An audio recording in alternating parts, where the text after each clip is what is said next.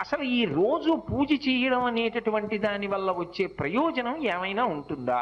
అసలు దాని వెనక ఏదైనా శాస్త్రీయమైన కారణం ఉంటుందా? విదురుడు ఎందుకు చెప్పాడు అసలు దైవానికి నమస్కారం చేయమని? నేను మీకు ఒక్క మాట చెప్తా, బాగా గుర్తుపెట్టుకోండి.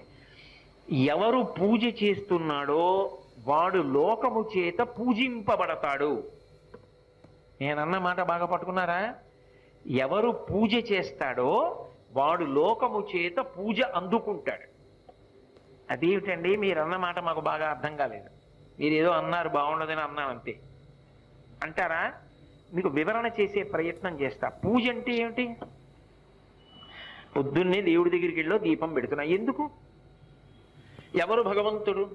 చంద్ర సూర్యౌచ నేత్రే కర్ణావాసా శిరోద్యౌ ముఖవిదహనో యస్య వాస్తేయమబ్ధి అంతస్తం యస్య విశ్వం సురనర ఖగో భోగి గంధర్వ దైత్యైః చిత్రం రమ్యతే